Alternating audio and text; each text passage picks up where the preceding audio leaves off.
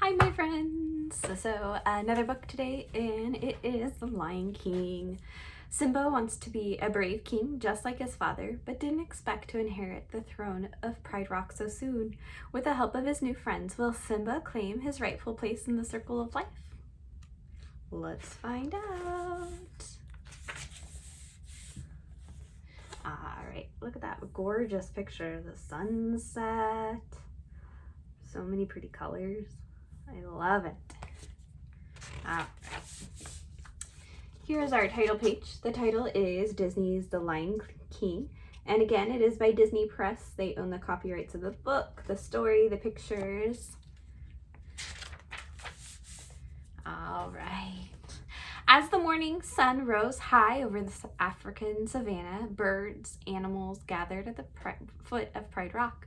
King Mufasa and Queen Sarabi had become proud parents of a cub named Simba. Soon, all the animals would meet the new prince. They watched Rafiki, a wise old baboon, raise the lion cub high in the air. Everyone cheered and stamped their feet. "Welcome, Prince Simba," they shouted. The clouds parted and the sun rays shone down on the future king. It was a very special day. On the day you arrive to the planet and blinking step into the sun, there's more to be seen than can ever be seen, more to do that can never be done.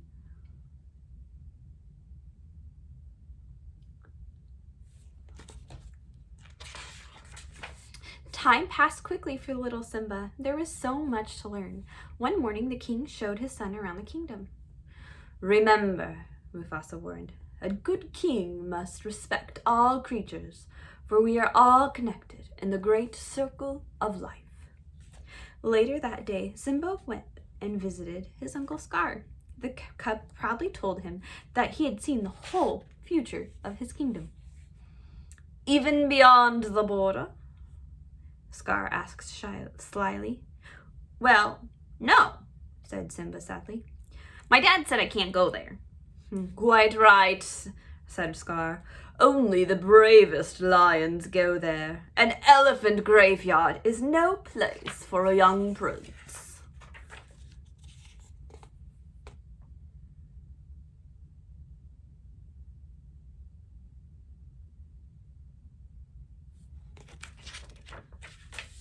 Simba hurried away to find his best friend, a young lioness called Nala.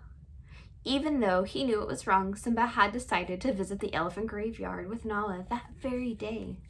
He had no idea that Scar had ordered 3 hyenas to go to the elephant graveyard too. Scar wanted them to kill the cub as the first step in his plan to take over Mufasa's kingdom.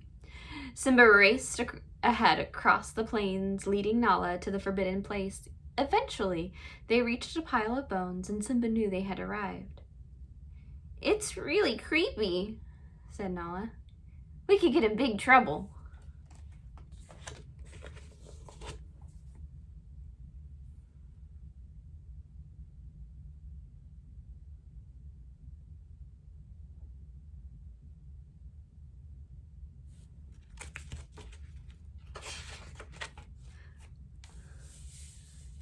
"Let's go check it out," cried Simba. He was looking at a skull when he saw Zazu, his father's majordomo. "You need to get checked out of here," Zazu commanded. "We are all in very real danger." But it was already too late. They were trapped. 3 hyenas had surrounded them, laughing maniacally. Simba took a deep breath and tried to roar. "Rawr!" But only a squeaky rumble came out. The hyenas laughed hysterically. Simba took another deep breath. "Roar!" The 3 hyenas looked into the eyes of King Mufasa. The hyenas fled, howling into the mist.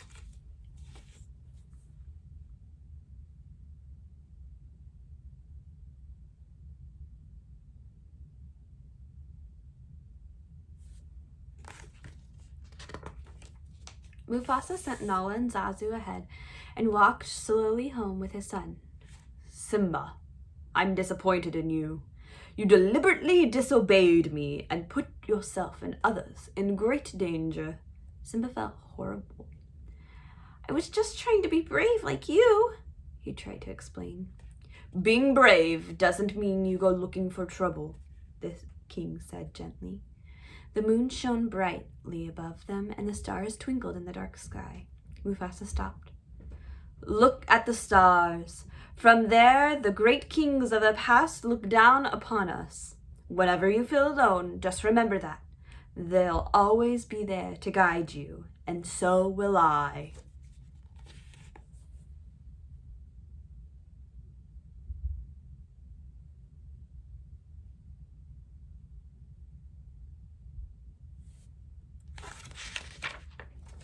Soon, Scar had devised another plan to get rid of Mufasa and Simba. He led Simba to the bottom of the gorge and told him to wait for his father. Then the hyenas started a stampede among a herd of wildebeests. At the moment, Mufasa was walking along the ridge with Zazu. Simba, he cried, I'm coming! The king raced down to the gorge and rescued his son, but he could not save himself. He leapt to an overhanging rock as the wildebeest swept by him. He was losing his hold. Looking up, he saw his brother. Scar, help me, he cried. But Scar leaned over and whispered, Long live the king. Then he pushed Mufasa into the path of the trampling wildebeests.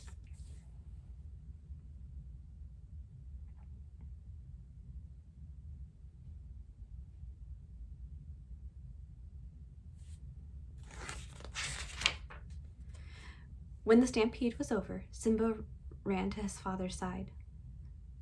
Dad, he whimpered, nuzzling Mufasa's mane. But the king did not reply, and Simba started sobbing. Simba, said Scar coldly, what have you done? The king is dead, and if it weren't for you, he'd still be alive. Run away, Simba. Run away and never return.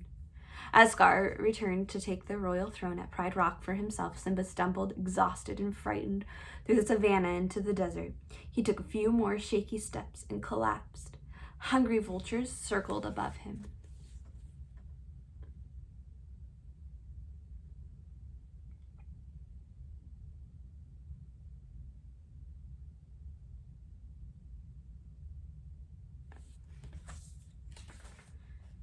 Eventually, Simba opened his eyes. He was in the shade near a pool of water. A warthog called Pumbaa and a meerkat called Timon were gazing down at him. You nearly died, said Pumbaa. We saved you. Thanks for your help, said Simba, but he felt lost. He had nowhere to go. Timon encouraged Simba. You've got to put your past behind you. Hakuna Matata. It means no worries. That's our motto. Simba thought for a moment and decided to stay in the jungle with his new friends. Hakuna Matata, ain't no passing craze. It means no worries for the rest of your days. It's our problem-free philosophy. Hakuna Matata.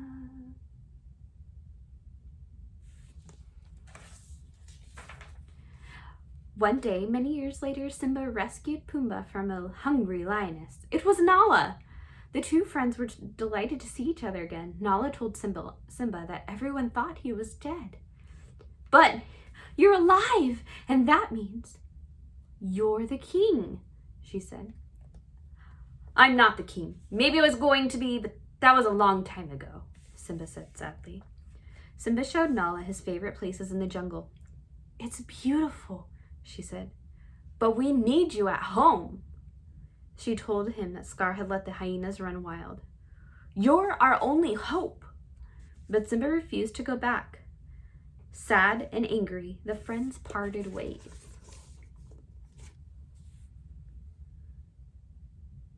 So many things to tell her, but how to make her see the truth about my past? Impossible. She'd turn away from me. He's holding back, he's hiding. But what I can't decide. Why won't he be the king I know he is, the king I see inside? Can you feel the love tonight? The peace the evening brings, the world for once in perfect harmony. That night, Simba lay thinking. He heard a noise and looked up. It was Rafiki. I know your father, said Rafiki. I'll show you to him. Come. Simba followed him in wonder to the edge of a stream. As Simba looked into the water, his reflection gradually changed the shape and became his father's. Then Mufasa appeared in the clouds. Simba heard the voice of his father. Simba, you must take your place in the circle of life. You are my son and the one true king. Then the image in the clouds disappeared.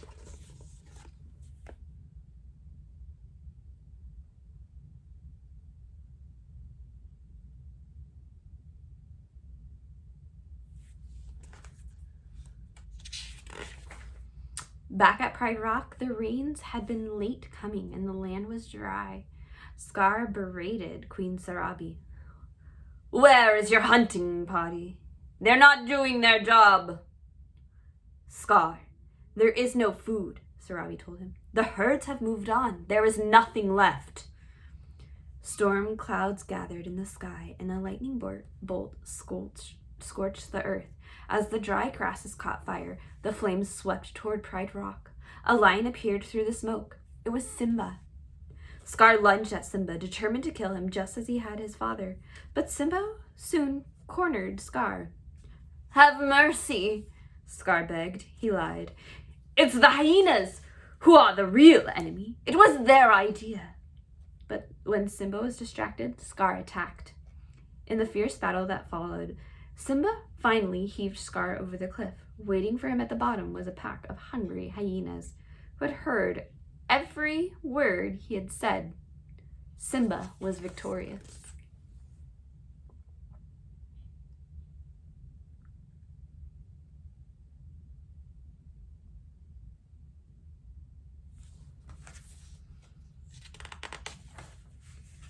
Thunder crashed and it began to rain. Nala went to Simba's side. They smiled at each other. Then Simba ascended Pride Rock and roared.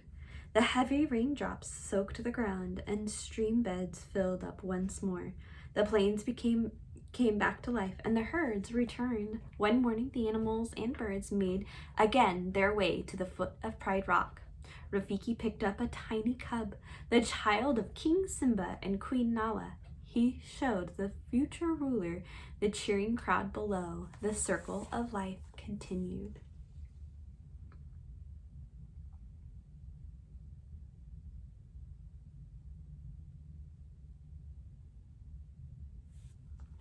And that, my sweet friends, is the end of our story today.